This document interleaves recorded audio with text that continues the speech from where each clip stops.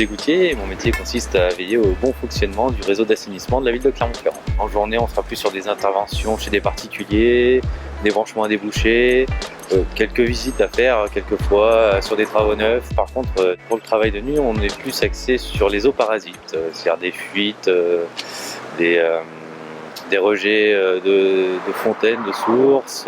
Ça fait de l'eau propre quand même qui est complètement gâchée et qui part dans les eaux d'assainissement. Si le niveau d'eau est un peu trop haut et qu'il atteint certains branchements de certains particuliers, ça peut boucher chez les gens, etc. Et donc du coup, on doit descendre de nuit, là où les gens utilisent de moins souvent leur WC, leur douche. Comme ça, on peut détecter les fuites bien plus facilement.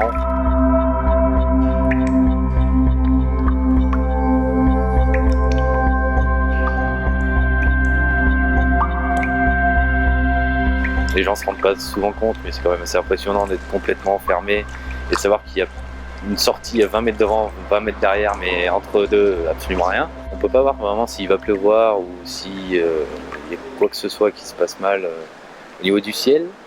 C'est assez inquiétant. C'est beaucoup de stress, vraiment, pour le coup. Il y a des poches de gaz des fois qui se forment sous des amas de détritus ou d'excréments.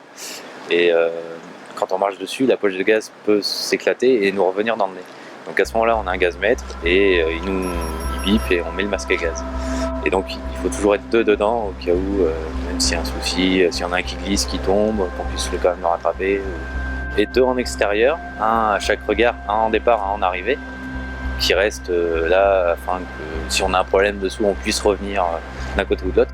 Du coup, il faut éviter d'être claustro, il faut éviter d'avoir peur des rats, des araignées, ce genre de choses. Il faut savoir prendre son temps, observer correctement, parce que vraiment une fissure ou des eaux parasites justement, des fois c'est un léger filet, c'est pas quelque chose d'absolument énorme, donc il faut vraiment se concentrer, regarder correctement, avoir une vision des choses quand même, pas être pressé de sortir absolument. Faut pas avoir peur de se salir, faut pas être trop sensible et faut... Bon, je pense que du moment qu'on sait qu'on fait ce boulot et qu'on veut bien le faire, l'odeur c'est pas tant un problème que ça.